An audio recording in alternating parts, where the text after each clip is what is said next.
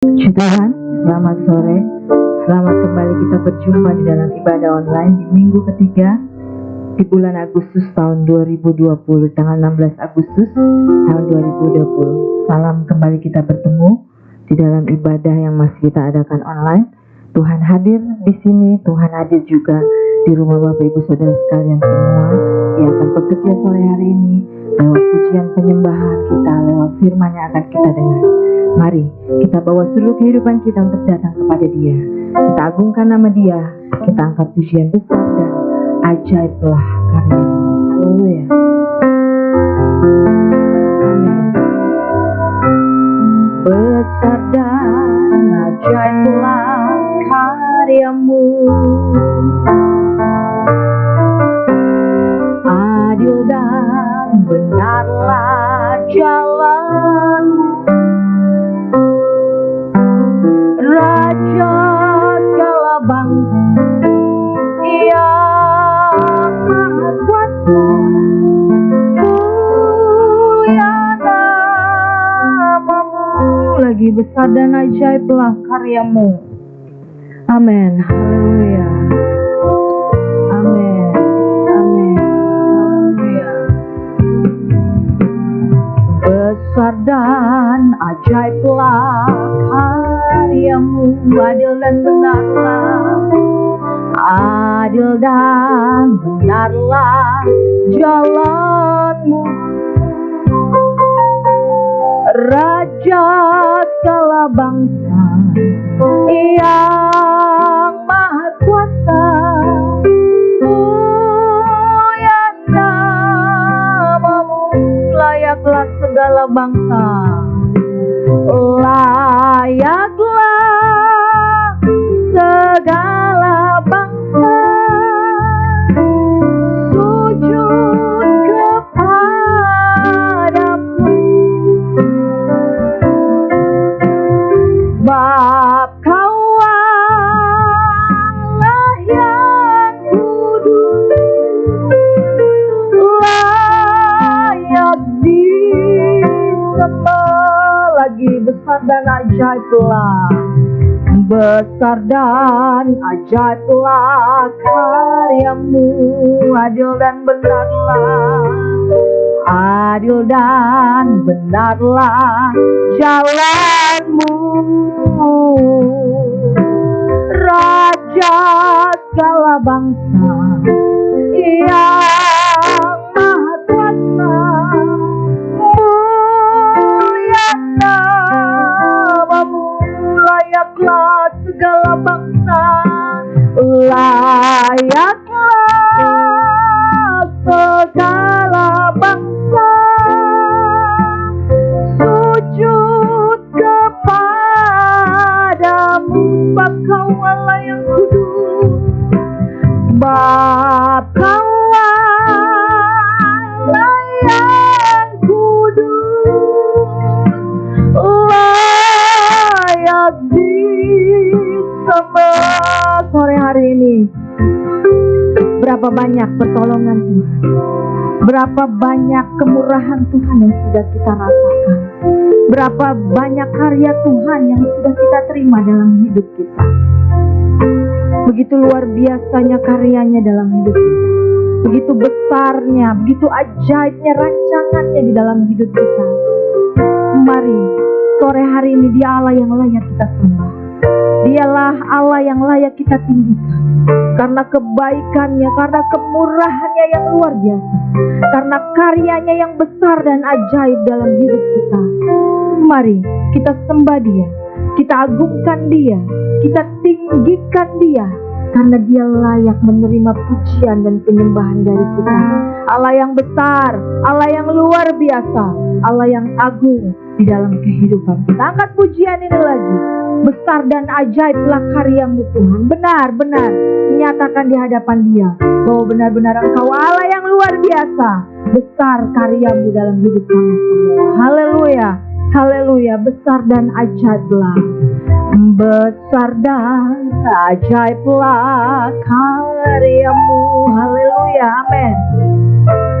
Adil dan benarlah jalan-Mu,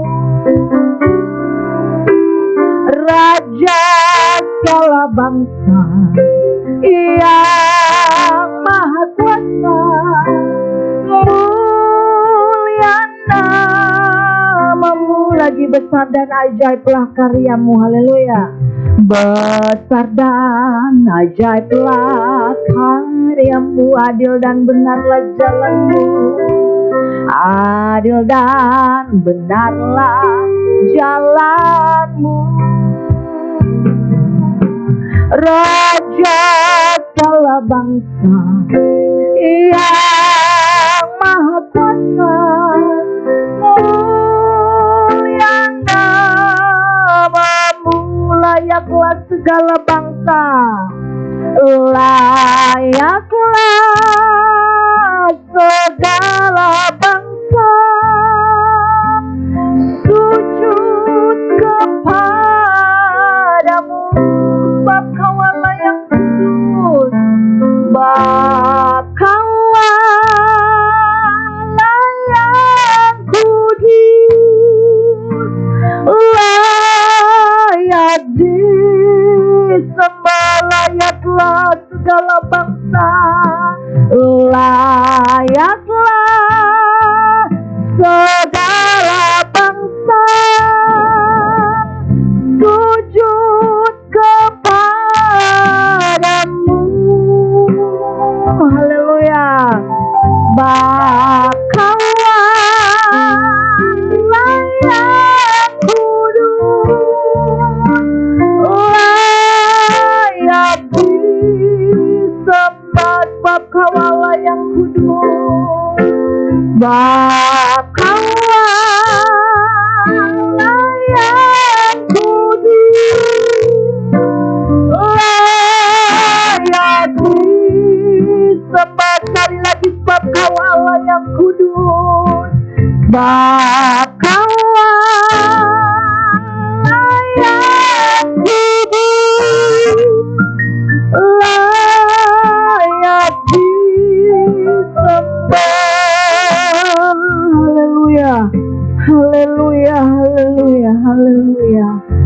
Benar Tuhan, Engkau Allah yang kudus, Engkau Allah yang layak kami sembah Tuhan. Layakkan kami sore hari ini kami menyembah Engkau. Layakkan kami sore hari ini kami memuji-muji Engkau Tuhan. Karena Engkau Allah yang luar biasa dalam hidup kami. Engkau yang sudah berkarya, begitu ajaib dan besarnya karyamu dalam hidup kami. Oleh sebab itu patutlah Engkau kami tinggikan Tuhan sore hari ini. Layaklah kami semua meninggikan dan mengagungkan nama Engkau sore hari ini. Buat perbuatan-Mu yang ajaib dan luar biasa dalam hidup kami. Tidak ada yang dapat kami beri, tidak ada yang dapat kami kembalikan selain kami memuji-muji Engkau lewat hati kami, lewat lidah bibir kami sore hari ini Tuhan. Mari Engkau bekerja, Engkau beracara, Engkau bertahta di atas pujian penyembahan kami sore hari ini Tuhan. Kami mau Tuhan Kau hadir bersama-sama dengan kami di tempat ini, di setiap rumah-rumah jemaat-jemaat-Mu yang ada sore hari ini. Engkau memberkati kami semua, Kau berkarya, Engkau bekerja Tuhan. Terima kasih Bapa. Kami serahkan semuanya ke dalam tangan-Mu. Pimpin ibadah kami sampai pada kesudahannya Tuhan. Terima kasih Bapa. Kami siap memuji dan memuliakan nama Tuhan. Hanya di dalam nama Tuhan Yesus Kristus. Haleluya. Amin. Puji Tuhan. Di dalam dunia ini tidak ada sumber kekuatan kita selain Allah. Orang yang mungkin kita kasih, orang yang mungkin terdekat dengan kita, tidak akan bisa mampu memberikan kekuatan, bahkan justru mungkin melemahkan. Tetapi Allah yang kita sembah, Allah yang luar biasa, Dia Allah yang akan memberikan kekuatan dalam hidup kita, karena Dia adalah sumber kekuatan itu. Haleluya. Allah sumber kuatku, hanya Kau milikku di surga. Amin. Amin. Haleluya. Amin. Amin.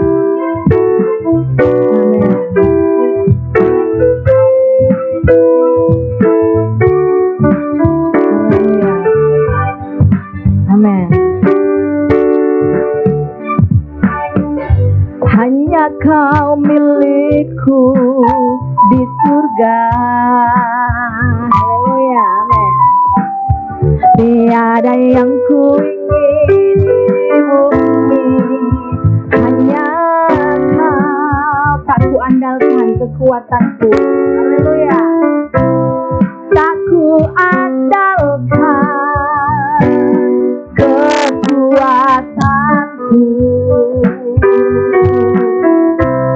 namun yang pasti kan tetap selamanya Allah sumber kuatku, Allah sumber kuatku, Allah sumber kuatku dan bagianku selamanya, selamanya lagi. Hanya Kau milikku di surga. Haleluya. Hanya Kau milikku di surga. Tiada yang kuingini di bumi, hanya Kau. Amin. Tiada yang kuingini di bumi, hanya Kau. Amin. Haleluya. Haleluya. Tak ku andalkan kekuatanku, namun yang pasti kan tetap selamanya Allah sumber kuatku, Allah sumber kuatku, Allah sumber kuatku dan bagianku selamanya. Allah sumber kuatku, amin. Allah sumber kuatku, Allah sumber kuatku dan bagianku selamanya lagi. Allah sumber kuatku, Allah sumber kuatku, Allah sumber kuatku dan bagianku selamanya, selamanya. Haleluya. Allah sumber kekuatan kita untuk selama-lamanya dan sampai selama-lamanya. Haleluya. Di bawah kepak sayap-Mu kita akan terbang tinggi, di bawah kepak sayap Tuhan, melewati badai hidup, persoalan kehidupan kita. Aku ingin selalu berada di hadirat-Mu. Haleluya. Haleluya. Haleluya. Kita tidak mampu berjalan sendiri. Kita perlu Tuhan yang ada bersama-sama dengan kita. Haleluya. Haleluya. Amin.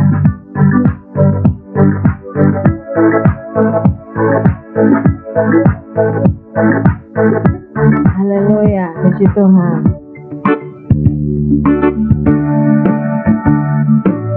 Amin. Haleluya.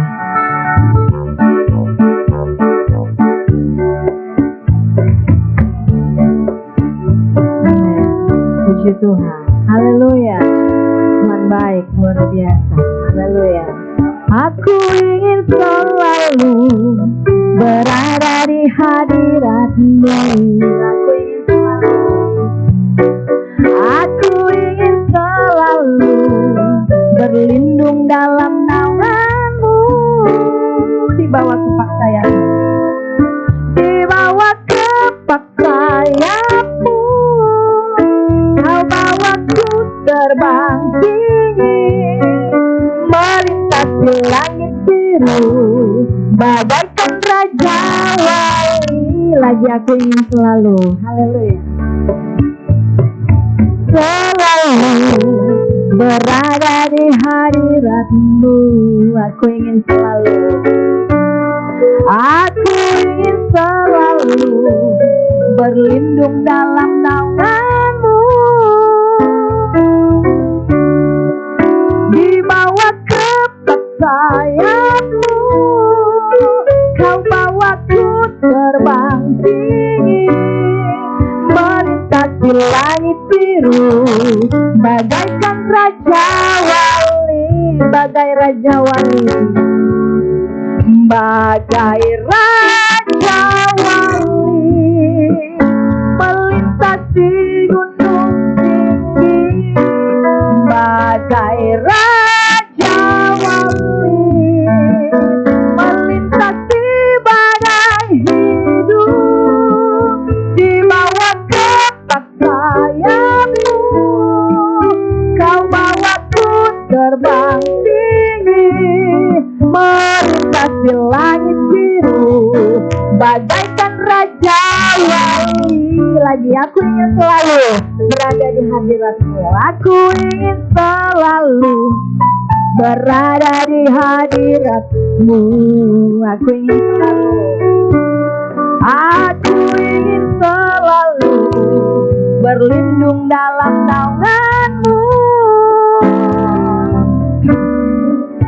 di bawah tepat sayap-Mu kau bawaku terbang tinggi, melintasi langit biru bagaikan raja wali, bagai raja wali, bagai raja wali melintasi gunung tinggi, bagai raja wali melintasi badai hidup, di bawah kepak sayap-Mu kau bawaku terbang tinggi, melintasi langit biru bagaikan raja wali, bagai raja wali. Haleluya. Bagai raja wali melintasi gunung tinggi, bagai raja wali melintasi badai hidup, di bawah kepak sayap-Mu kau bawaku terbang tinggi, melintasi langit biru bagaikan raja wali, melintasi langit biru bagaikan raja wali. Amin. Haleluya. Melintasi langit biru bagaikan raja wali, melintasi badai-badai hidup persoalan kita bagaikan raja wali yang terus terbang tinggi. Ketika badai itu datang, dia makin tinggi dan makin tinggi terbangnya. Oleh sebab itu marilah kita seperti raja wali. Ketika persoalan-persoalan itu datang dalam hidup kita, bukan kita menjadi lemah, tetapi biarlah kita tetap menjadi kuat, melewati badai itu bersama dengan Tuhan, di bawah kepak sayapnya Tuhan. Haleluya. Amin. Tiba saatnya kita akan mendengarkan firman Tuhan yang akan kembali menguatkan hidup kita, yang akan kembali memperbaharui seluruh kehidupan kita, memperbaiki apa yang salah, mengoreksi apa yang tidak benar di dalam kehidupan kita, sehingga kita boleh melangkah bersama-sama dengan Dia, melakukan segala kehendak dan keinginannya dalam hidup kita. Amin. Kita angkat pujian, bukan dengan kekuatanku ku dapat jalani hidup. Haleluya. Pandang wajah-Mu Tuhan. Amin. Amin. Haleluya. Bukan dengan kekuatanku ku dapat jalani hidupku, tanpa Tuhan yang di sampingku ku tak mampu sendiri.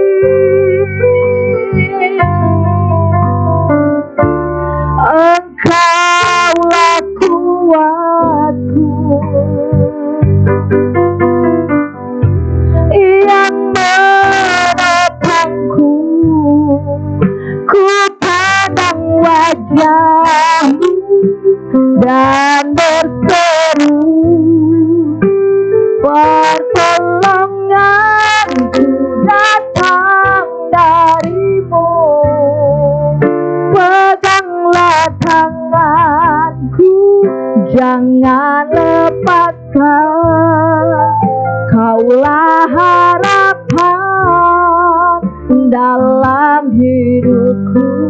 lagi, bukan dengan kekuatanku. Haleluya, haleluya, amin. Bukan dengan kekuatanku ku dapat jalani hidupku tanpa Tuhan yang di sampingku. Ku tak mampu Tuhan, ku tak mampu sendiri. Engkaulah kuatku, haleluya. Engkaulah kuatku yang menopangku. Ku pandang wajah-Mu dan berseru, pertolonganku datang dari-Mu. Peganglah tanganku, jangan lepaskan. Kaulah harapan dalam hidupku. Ku pandang wajah-Mu, ku pandang wajah-Mu dan berseru, amin, amin. Pertolonganku datang dari-Mu. Peganglah tanganku, jangan lepaskan. Kaulah harapan dalam hidupku. Lagi ku pandang wajah-Mu dan berseru, amin, haleluya. Pertolonganku datang dari-Mu. Peganglah tanganku, jangan lepaskan. Kaulah harapan dalam hidupku. Kaulah harapan, kaulah harapan dalam hidupku. Kaulah harapan, kaulah harapan dalam hidupku. Haleluya, haleluya, haleluya. Kau harapan kami Tuhan. Haleluya, haleluya. Kami memandang Engkau Tuhan. Kami pandang wajah-Mu Tuhan. Kami berseru, haleluya, haleluya, haleluya. Engkau kekuatan kami Tuhan. Haleluya, glory, glory. Kau harapan kami Tuhan. Haleluya, haleluya, haleluya, haleluya, haleluya. Syukur, amin, amin, amin, amin. Haleluya Tuhan. Terpuji nama-Mu Yesus. Haleluya, haleluya, haleluya Tuhan. Haleluya, haleluya Tuhan. Kami tidak mampu Bapa. Kami tidak bisa melangkah sendiri Tuhan Yesus. Bukan dengan kekuatan kami berjalan, tapi karena kekuatan yang Engkau beri dalam hidup kami. Kekuatan dari Engkau, kekuatan Roh Kudus yang memampukan kami untuk kami dapat berjalan melangkah melalui hari-hari kami Tuhan. Dengan kekuatan kami tidak mampu. Seringkali kami lemah Tuhan Yesus. Kami tidak bisa berbuat apa-apa dengan kekuatan kami. Tetapi kami percaya kami memiliki Engkau, Allah sumber kekuatan kami. Allah yang akan memberikan kekuatan kepada kami. Allah yang akan memampukan kami untuk kami berjalan dan melangkah melalui hari-hari kami Tuhan. Kau yang akan menguatkan hati dan hidup kami oleh karena kuasa-Mu yang bekerja dalam kehidupan kami. Terima kasih Bapa. buat apa yang sudah Engkau kerjakan dalam hidup kami. Terima kasih Tuhan, kami sudah merasakan kehadiran-Mu lewat puji-pujian kami. Kami merasakan kuasa-Mu yang bekerja dalam kehidupan kami Tuhan. Terima kasih Tuhan, marilah terus Engkau bekerja dan teruslah Engkau berkarya lewat pemberitaan firman-Mu sebentar Tuhan, yang akan terus memberikan kekuatan kepada kami. Lewat kuasa firman-Mu, lewat kuasa perkataan-Mu Tuhan Yesus, yang akan memampukan kami melangkah melalui hari-hari kami ke depan.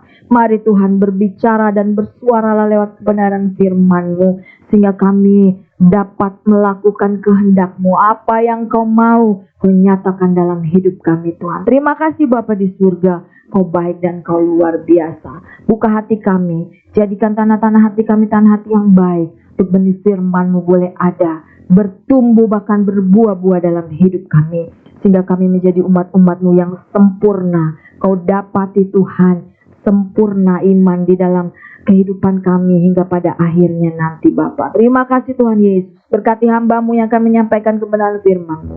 Pengurapan kuasa-Mu bekerja Tuhan lewat hamba-Mu, berbicara lewat hamba-Mu, menyampaikan Tuhan isi hati-Mu buat semua kami sidang jemaat-Mu, buat telinga-telinga yang mendengarkannya Tuhan. Terima kasih Bapa, Kau baik, Kau luar biasa. Kami siap mendengarkan firman-Mu Bapa, hanya di dalam nama Tuhan Yesus Kristus. Haleluya. Amin.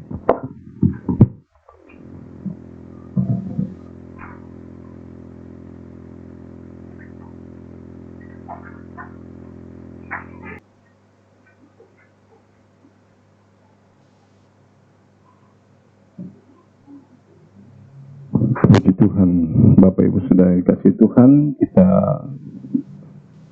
bertemu kembali di dalam ibadah online pada sore hari ini, 16 Agustus 2020. Kita bersyukur kita masih bisa dipersempatkan Tuhan untuk beribadah, meskipun mungkin bagi sebagian orang atau mungkin kita juga berpikir masih online. Tetapi kita percaya berkat Tuhan, campur tangan Tuhan di dalam kehidupan kita tetap sama.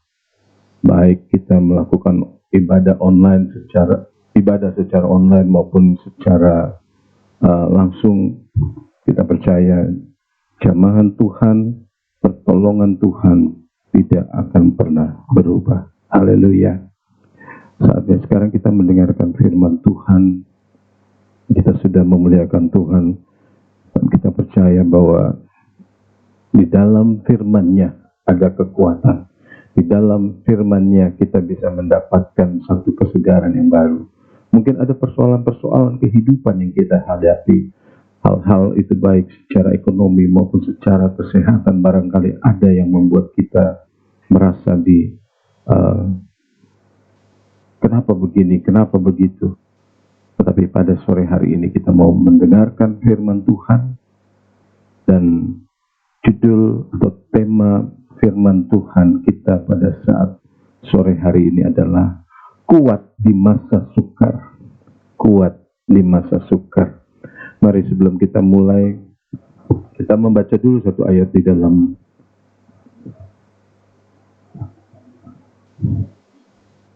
Mazmur pasal 34.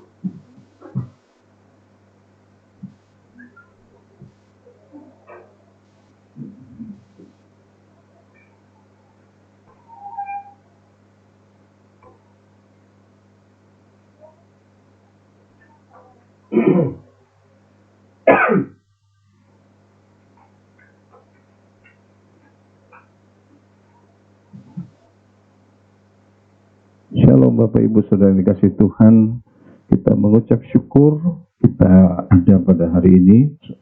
Sore hari ini kita boleh beribadah, meskipun mungkin masih online, tapi kita percaya Tuhan tetap beserta dengan kita. Tuhan tetap memberkati kita. Kita sudah memuliakan Tuhan, kita sudah memuji Tuhan. Kita percaya bahwa ada kuasa di dalam pujian ketika Dia hadir bersama-sama dengan kita. Di tempat ini, di tempat Bapak Ibu masing-masing, Dia hadir, Dia mau memberkati kita. Saya berharap semuanya kita ada dalam keadaan sehat, dalam keadaan sukacita, dalam keadaan kuat, meskipun apa yang kita harus hadapi hari-hari ini tidak sesuai dengan apa yang kita pikirkan. Mari Bapak Ibu, kita sambut firman Tuhan. Kita mau membaca di dalam kitab Mazmur pasal 34. Kitab Mazmur pasal 34.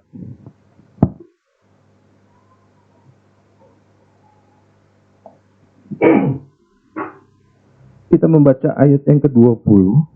Kitab Mazmur pasal 34 ayat yang ke-20. Kemalangan orang benar banyak, tetapi Tuhan melepaskan dia dari semuanya itu. Kemalangan orang benar banyak, tetapi Tuhan melepaskan dia dari semuanya itu. Bapak Ibu Saudara yang dikasihi Tuhan, tidak sedikit orang bertanya-tanya mengapa kehidupannya atau jalan hidupnya tidak seperti yang dia harapkan, tidak seperti yang dia inginkan. Tentunya semua orang berharap, semua orang menginginkan satu kehidupan yang baik menurut ukurannya. Ya. Dan tidak sedikit orang berharap ketika dia percaya kepada Tuhan Yesus, ada berkat-berkat yang dia rasakan, berkat-berkat yang dia terima, dan itu bisa mengangkat kehidupannya.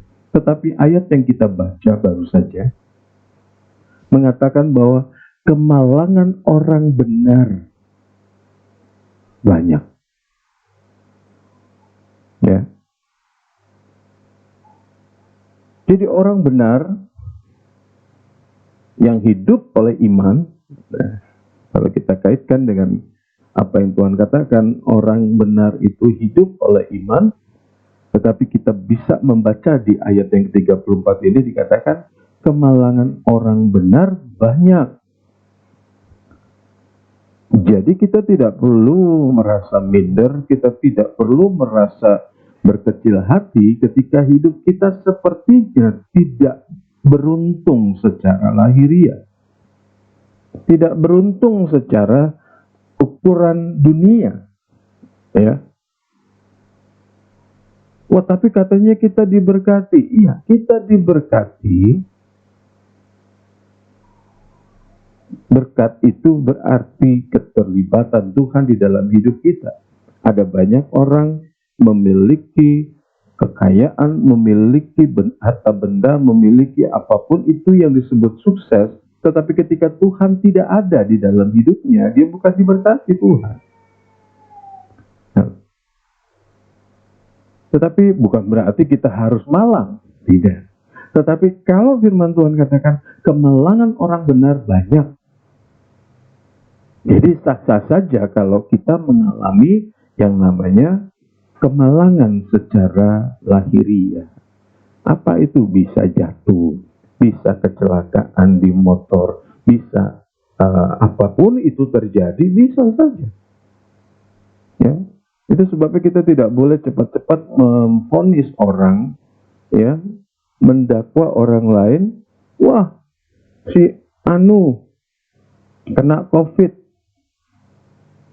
berarti dia kan ada dosa, dia tidak dekat dengan Tuhan, dia begini, begitu, dan seterusnya. Kita tidak bisa menganggap orang lain yang ada di dalam kemalangan karena akibat, ya, bukannya tidak mungkin itu bisa jadi karena akibat, tetapi tidak selamanya kemalangan itu akibat dosa.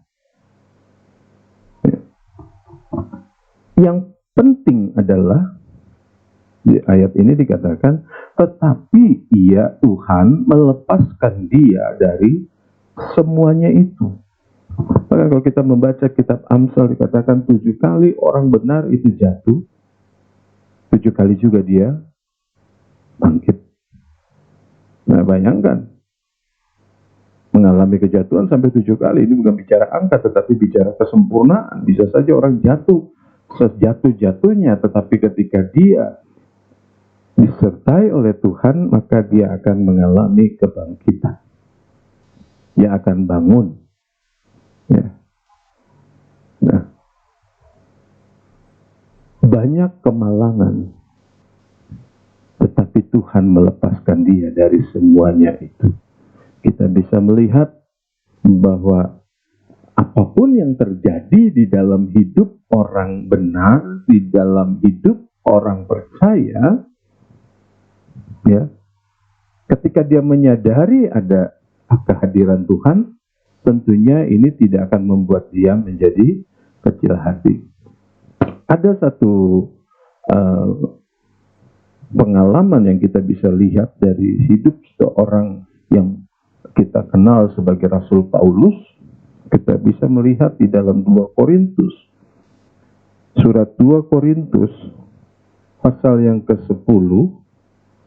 2 Korintus pasal yang ke-10. 2 Korintus pasal 12 ayat yang ke-10.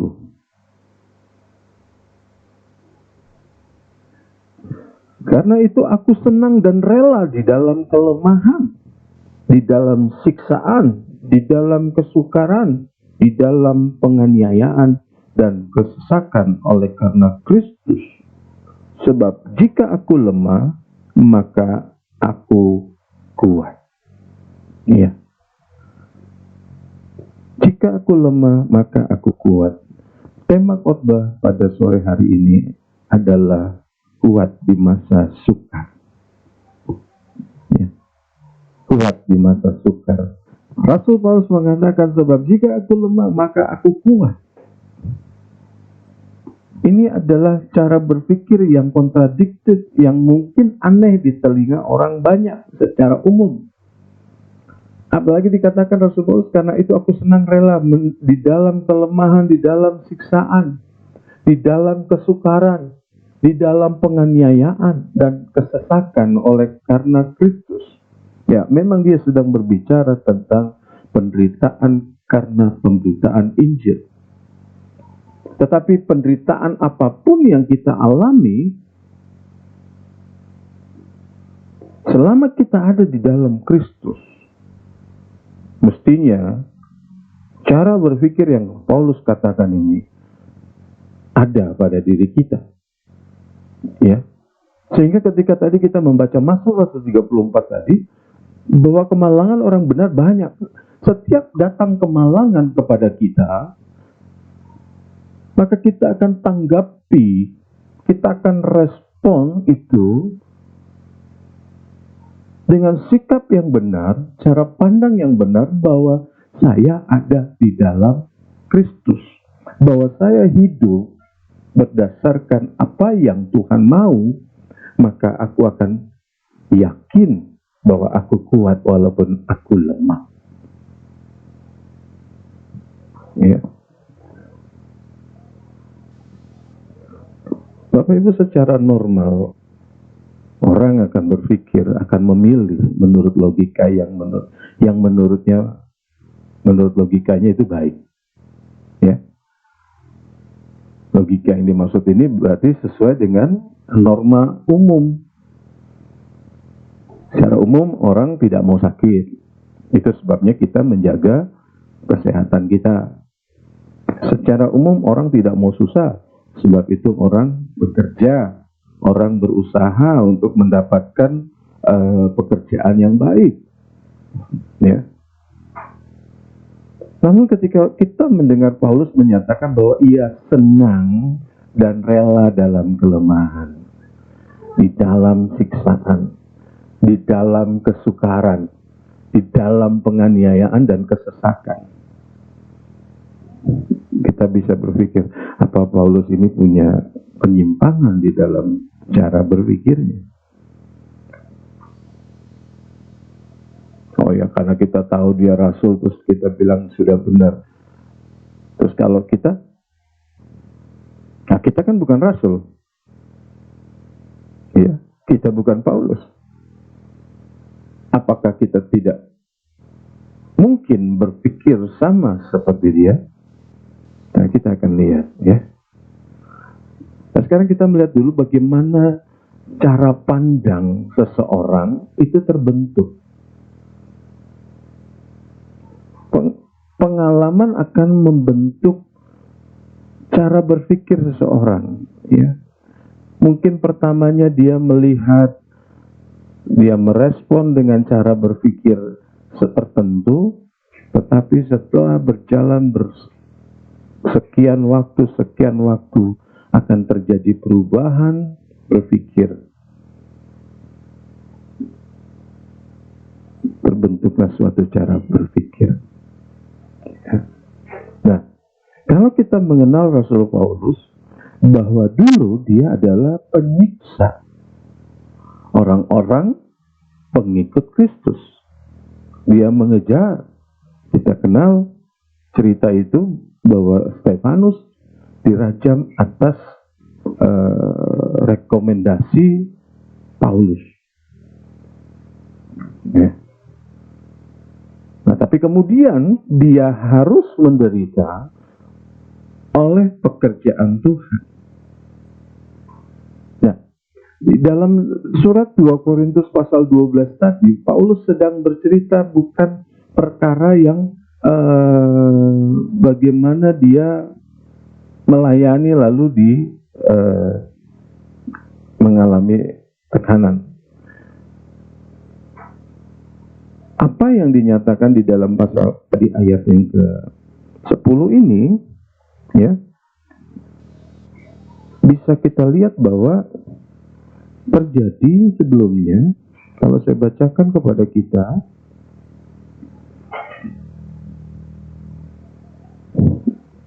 di ayat 7 pasal 2 Korintus 12 ini, dan supaya aku jangan meninggikan diri karena penyataan-penyataan yang luar biasa itu, maka aku diberi suatu duri dalam dagingku, yaitu seorang utusan iblis untuk menggocok aku, supaya aku jangan meninggikan diri. Ayat 8, tentang hal itu aku sudah 3 kali berseru kepada Tuhan supaya utusan iblis itu mundur daripadaku. Jadi bukan berarti Paulus itu senang tersiksa, ya, mengalami penyimpangan. Di dalam ilmu psikologi ada yang namanya masokis, ya. Semakin tersiksa, semakin dilukai dirinya, itu semakin dia nikmat. Bukan itu. Bukan itu. Kenyataannya adalah Paulus manusia normal yang merasa juga terganggu dengan apa yang terjadi pada saat itu. Dia katakan sampai 3 kali dia minta Tuhan untuk mengatasi masalah yang dihadapinya. Apa itu utusan iblis? Kita nggak tahu. Alkitab tidak katakan gitu. Paulus tidak menyebutkan apa itu. Ada orang yang menafsirkan bahwa itu memang adalah utusan iblis yang mungkin roh jahat, tetapi ada juga yang berkata bahwa itu penyakit. Ada juga yang berkata bahwa itu adalah dorongan-dorongan tertentu di dalam dirinya yang membuat dia berpotensi jatuh dalam dosa. Apapun itu, tetapi itu menyiksa. Ya.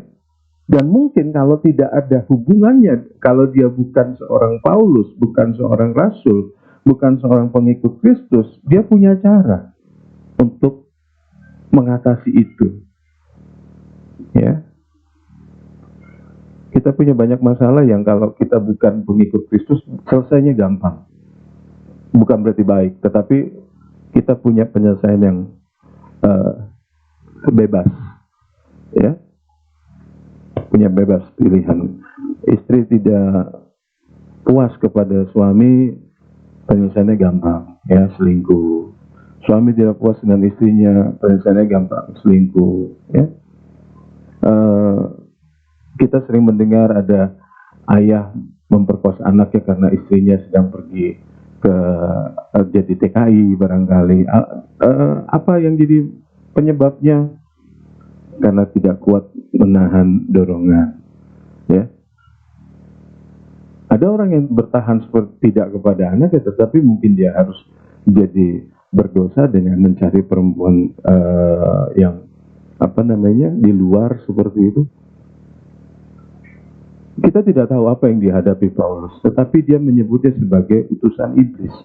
Dan kalau sampai 3 kali dia minta kepada Tuhan, itu menandakan bahwa persoalannya genting, persoalannya berat. Dia nggak bisa ngatasi. Itu dulu.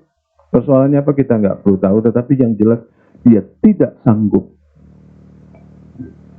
Tetapi Tuhan menjawab bahwa cukup kasih karunia-Ku bagimu. Artinya apa? Aku nggak akan kasih yang lebih, pertolongan yang lebih. Jalani saja. Ya. Oh, ada banyak orang kalau sudah berdoa terus berharap bahwa persoalannya selesai. Kita harus belajar dari pengalaman Paulus ini. Tidak selamanya Tuhan mengizinkan, tidak selamanya Tuhan akan langsung campur tangan di dalam persoalan-persoalan hidup kita. Ya. Jadi Bapak Ibu, kalau kita mendapatkan masalah, kita berdoa kepada Tuhan, Tuhan sepertinya tidak kasih jalan keluar, ya syukur-syukur kita bisa seperti Paulus langsung mendengar. Tetapi kadang-kala kita tidak melihat itu, tidak mendengar itu, maka kita harus mulai berpikir, mungkin ini memang harus saya jalani, seperti Paulus katakan, yang alami. Jadi Tuhan tidak memenuhi permintaan Paulus. Tidak. Memang Tuhan berkata, mintalah, maka Dia akan memberi. Ya. Tetapi kita lihat Paulus minta, tapi tidak diberi. Ya, kita berpikir secara dewasa bahwa memang Tuhan tidak selamanya memberi apa yang kita minta. Bukan karena Dia tidak mau memberi, tetapi Dia tahu batasan apa yang harus Dia beri, apa yang akan Dia biarkan, apa yang harus kita jalani sendiri. Ya. Nah, Allah ingin supaya Paulus menyadari bahwa sehebat apapun karunia, sehebat apapun pernyataan yang Tuhan berikan kepada dia, ya, dia tetap lemah, tetap ada kelemahan, dan itu yang akan menjaga dia supaya tidak menjadi sombong. Bapak Ibu, kita diberkati Tuhan, ya, ada kalanya orang menjadi mudah naik, besar kepala, ya, punya pengetahuan sedikit lantas besar kepala. Punya harta lebih banyak sedikit dari orang lain, lantas sudah merasa diri lebih diberkati oleh Tuhan. Nah, Paulus diberikan pernyataan yang hebat sehingga dia diizinkan oleh Tuhan ada utusan iblis yang menggocohnya. Nah, pengalaman Paulus ketika dia minta kepada Tuhan sekali, ditolak, 2 kali, tetap sama. 3 kali dikatakan, cukuplah kasih karunia-Ku bagimu, sebab di dalam kelemahanmu nyata kekuatan-Ku, kata Tuhan. Ya. Nah, pengalaman dia membuahkan cara pandang, cara berpikir yang baru mengenai Allah dan mengenai persoalan hidup.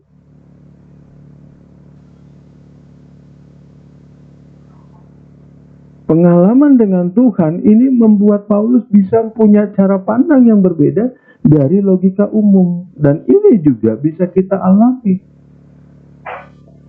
Satu ayat di dalam Mazmur pasal 36. Mazmur pasal 36.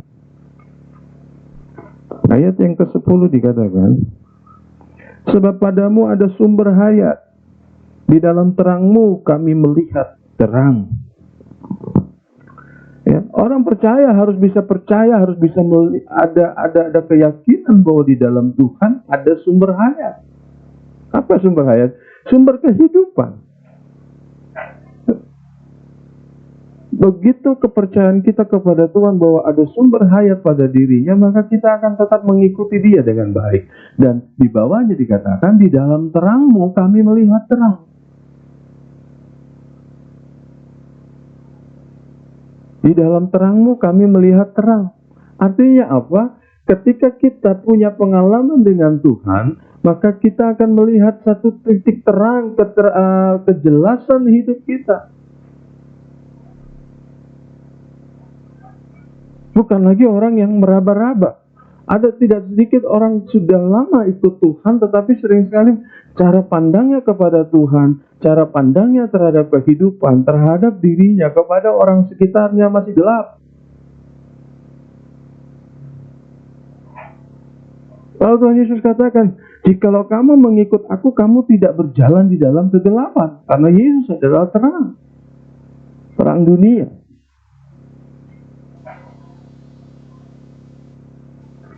Nah, pengalaman kita dengan Allah, perjumpaan kita dengan Allah yang kita alami setiap saat,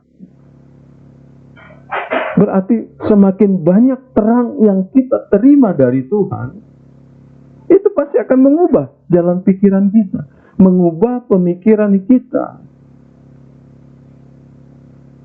Apalagi Tuhan katakan, firman Tuhan katakan, kamu harus berubah oleh pembaruan budimu. Perubahan yang terjadi karena kita punya kesempatan melihat atau berjumpa dengan Allah. Oh, Bapak Ibu, Saudara yang dikasihi Tuhan, alangkah anehnya kita sebagai orang Kristen, kita yang berkata bahwa kita adalah anak-anak Tuhan, kita adalah orang-orang yang pewaris surga, tetapi kita tidak mengalami perjumpaan dengan Tuhan di dalam hidup kita. Dan ini ditandai bagaimana cara pandang hidup kita. Ya, Pemasmur katakan, di dalam terang Tuhan, dia melihat terang. Hidupnya jadi jelas. Nah, kita baca di dalam Matius pasal 6. Matius pasal 6 ayat 23. 6 ayat 23. Jika matamu jahat, gelaplah seluruh tubuhmu. Jadi jika terang yang ada padamu gelap, betapa gelapnya kegelapan itu. Ya. Jika terang yang ada padamu gelap, betapa gelapnya kegelapan itu. Tuhan Yesus sedang bercerita bahwa mata itu adalah pelita tubuh. Jadi kalau matanya baik, tubuhnya juga akan baik. Apa yang dilihat kalau kita bicara tentang kondisi fisik, kalau mata kita baik, ya, maka tubuh kita juga akan baik. Itu pasti. Ya, kalau matanya kabur-kabur, nabrak apa-apa segala macam kan. Sederhananya seperti itu. Apa yang kita lihat, kalau yang kita lihat yang jahat-jahat, kalau mata hati kita jahat, mata kita jahat, maka tubuh kita juga akan melakukan kejahatan. Tapi kita fokus pada pasal ayat 23b-nya ini dikatakan, jadi jika terang yang ada padamu gelap, betapa gelapnya kegelapan itu. Anak-anak Tuhan punya standar hidup, bahwa dia ada hidup di dalam terang. Sehingga nanti kemudian dia bisa jadi terang bagi dunia. Dia bisa jadi terang bagi saudara-saudaranya. Bagaimana dia bisa jadi terang? Karena dia hidup di dalam terang. Kenapa dia bisa hidup dalam terang? Karena dia setiap hari melihat Allah yang punya terang. Itu sebabnya Pemasmur tadi dikatakan, di dalam terangmu kami melihat terang. Kalau tidak kelihatan, berarti matanya buta. Ya, orang buta tidak bisa lihat cahaya.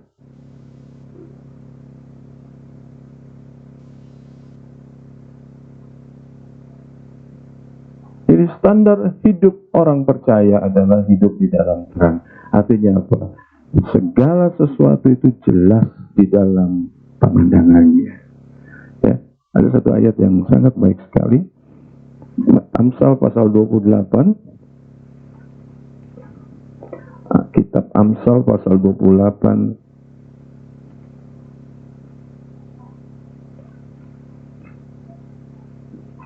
Ayatnya yang kelima. Orang jahat tidak mengerti keadilan, tetapi orang yang mencari Tuhan mengerti segala sesuatu. Orang yang mencari Tuhan mengerti segala sesuatu. Ini bukan berarti kita tidur terus karena rajin berdoa, terus Tuhan kasih pencerahan. Tidak. Mencari Tuhan itu bukan cuma di dalam doa, Bapak Ibu. Bukan cuma di dalam ibadah. Tetapi mencari Tuhan itu harus melibatkan seantero kehidupan kita. Karena Tuhan katakan, kasihilah Tuhan Allahmu dengan segenap hati, segenap jiwa, segenap kekuatan, segenap pikiran kita. Berarti seluruh bagian hidup kita, kita gunakan untuk menemukan Allah. Syukur-syukur kita bisa bertemu secara teofani, Allah menyatakan diri seperti orang-orang yang ada di Alkitab. Tetapi bukan cuma seperti itu kita menemukan Allah. Ketika kita mencari, Tuhan katakan barang siapa mencari aku, dia akan menemukan aku. Kita mencari dengan pikiran kita, maka pikiran kita akan bertemu dengan pikiran Allah. Kita mencari dengan jiwa kita ketemu dengan jiwa Allah. Mencari dengan kekuatan kita, kita juga akan melakukan apapun yang Allah suka, dan seterusnya. Dan dikatakan, kita akan mengerti segala sesuatu. Haleluya. Mengerti akan segala sesuatu. Ini yang dialami oleh Rasul Paulus. Bahkan ketika dia ada di dalam keadaan yang tidak menyenangkan secara lahiriah, secara pikirannya, tetapi dia bergiat, konsisten mencari Allah. Maka dia bisa memahami apa yang sedang terjadi di dalam hidupnya, dan bagaimana dan apa kaitannya dengan rencana Allah itu. Ya. Rasul Paulus katakan, sudah 3 kali dia berseru kepada Tuhan supaya utusan iblis mundur. Kita bisa lihat bahwa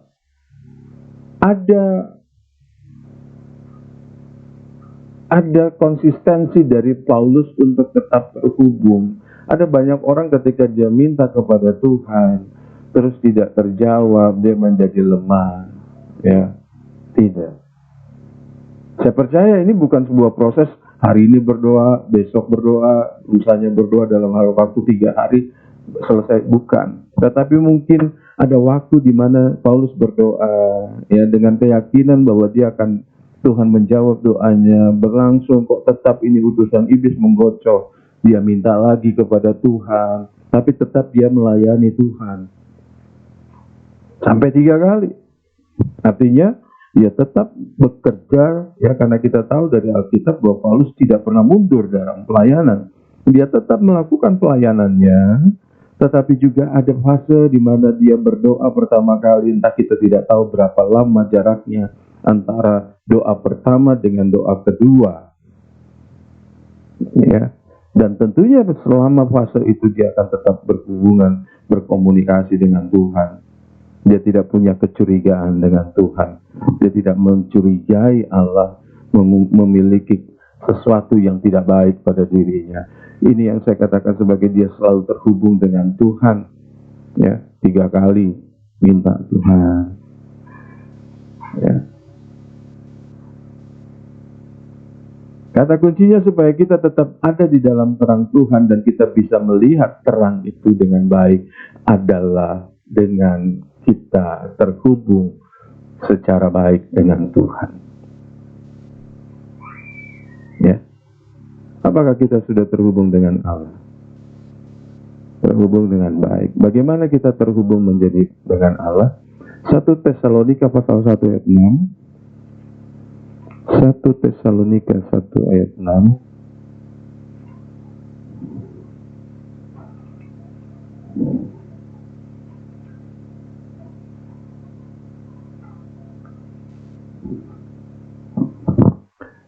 Paulus mengatakan atau menyampaikan kepada jemaat di Tesalonika, dikatakan, dan kamu telah menjadi penurut kami dan penurut Tuhan dalam penindasan yang berat kamu telah menerima firman itu dengan sukacita yang dikerjakan oleh Roh Kudus. Bapak Ibu, jemaat di Tesalonika rupanya mengalami penindasan yang berat. Penindasan yang berat, tetapi mereka tetap bisa menerima firman. Dengan menerima firman, artinya taat kepada firman, karena ada sukacita yang dikerjakan oleh Roh Kudus. Haleluya. Roh Kudus akan memberikan sukacita kepada kita. Ya. Roh Kudus akan mengerjakan sukacita kepada orang-orang yang mau menurut firman-Nya. Tetapi kita juga harus lihat bahwa apa yang dikerjakan oleh Roh Kudus ini bukan seperti pembantu yang melakukan sesuatu kepada majikannya, bukan. Roh Kudus itu adalah Allah dan kita bukan Tuhannya. Dia adalah Allah bagi kita. Nah, bagaimana Roh Kudus memberikan atau mengerjakan sukacita itu di dalam diri kita? Kita harus ingat bahwa Roh Kudus itu bisa diterima atau ditolak. Ya. Dunia tidak mengenal Roh Kudus katanya. Artinya, ada yang bisa terima yang mengenal Dia. Hati-hati kita, jangan sampai kita tergolong kepada orang yang tidak mengenal Roh Kudus karena kita menolak pekerjaannya. Ya. Roh Kudus berperan dalam membawa orang percaya ke dalam segala kebenaran. Ini kata Tuhan Yesus. Kalau Dia datang, Dia akan membawa kita ke dalam segala kebenaran. Dan Dia juga mengajarkan kita, mengingatkan kita kepada firman yang Tuhan berikan. Jadi Roh Kudus bisa berperan secara aktif kalau ya dikatakan Dia membawa orang percaya, Dia tidak memaksa. Ya, Dia tidak memaksa. Dia membawa. Kalau Anda mau ikut, Dia berbawa kepada kebenaran. Dia mengajarkan, kalau kita mau diajarkan, kita akan dengarkan firman Tuhan. Dia mengingatkan. Nah, kalau kita mau diingatkan, maka firman itu akan bekerja di dalam hidup kita. Tetapi kalau kita menolak, Dia juga tidak akan memaksa. Roh Kudus begitu lembut, Bapak Ibu. Ketika kita mau berdosa, Dia akan selalu ingatkan, anakku jangan begitu. Tetapi kita bisa menolak dan kita tetap melakukan dosa. Tetapi kalau kita taat kepada Dia, kita akan dibawa ke dalam kebenaran. Demikian juga sukacita. Ketika Allah Roh Kudus mau mengerjakan sukacita, ini tidak otomatis kita terima. Tidak. Ya.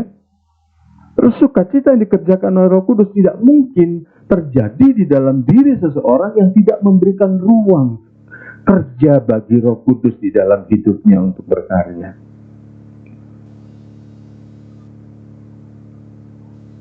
Ada banyak penderitaan dan Tuhan akan memberikan sukacitanya lewat Roh Kudus. Firman Tuhan katakan demikian. Tetapi kita juga harus memberikan keluasan. Kita harus memberikan ruang yang terbuka kepada Roh Kudus untuk Dia bisa bekerja. Bagaimana? Kita harus mau dituntun. Kita harus mau diingatkan. Kita harus mau diajar. Kalau tidak, juga tidak bisa. Haleluya. Ya. Nah, apa yang kita bisa simpulkan dari firman Tuhan pada sore hari ini? Kita bisa melihat bahwa sikap terhadap persoalan itu ditentukan oleh cara pandang seseorang. Dan cara pandang ini dipengaruhi oleh pengalamannya. Semakin banyak pengalaman kita dengan Tuhan, maka itu akan membuat kita akan menilai, akan menimbang, akan memandang persoalan itu makin berbeda dari orang yang tidak pernah atau sedikit berpengalaman dengan Tuhan.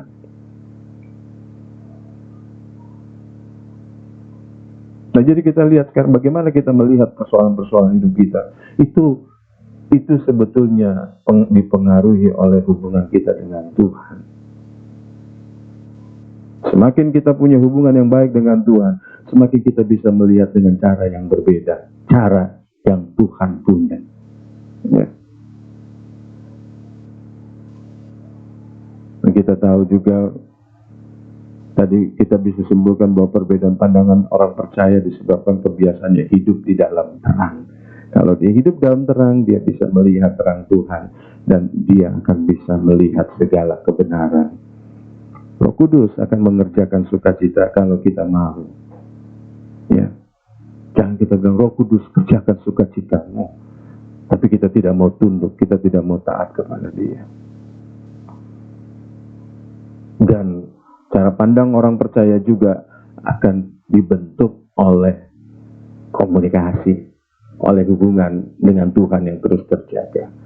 Mari kita bangun hubungan kita dengan Tuhan. Bagaimana? Bukan doa, iya betul. Ibadah, iya betul. Melakukan apa yang kita tahu, iya betul.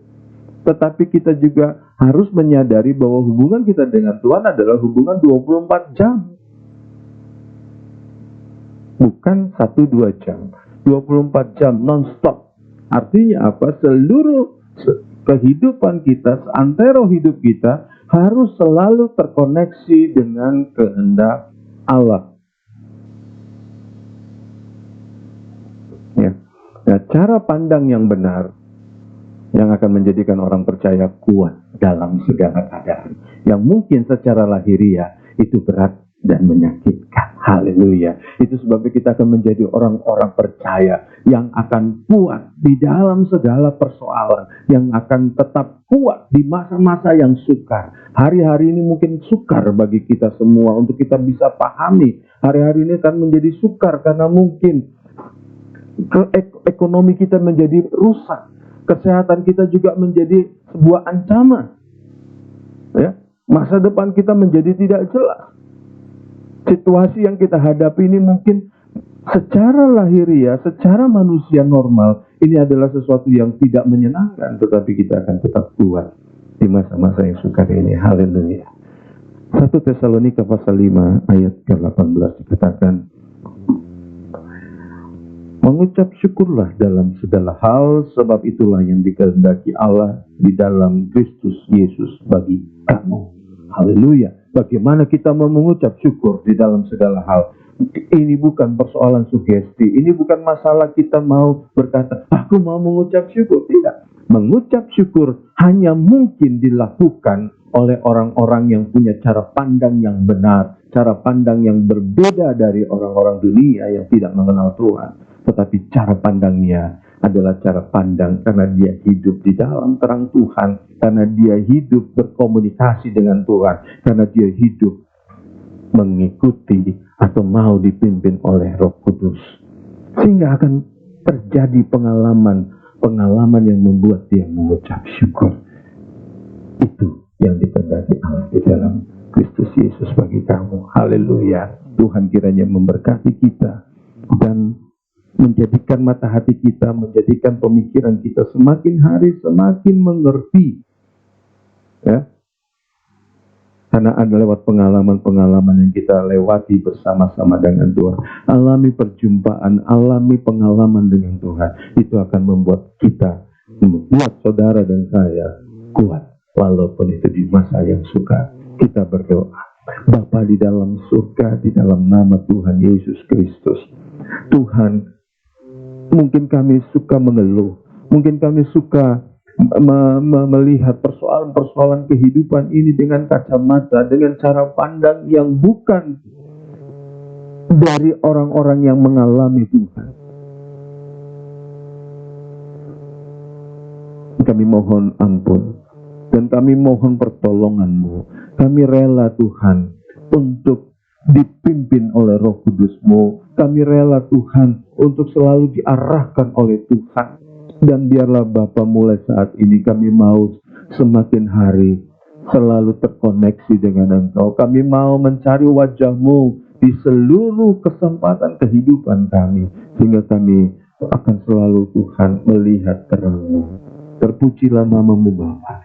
Terima kasih buat kebenaran-Mu. Terima kasih buat pertolongan-Mu. Terima kasih buat kepercayaan yang Tuhan berikan kepada kami, bahwa kami mampu, kami akan melakukan kebenaran-Mu.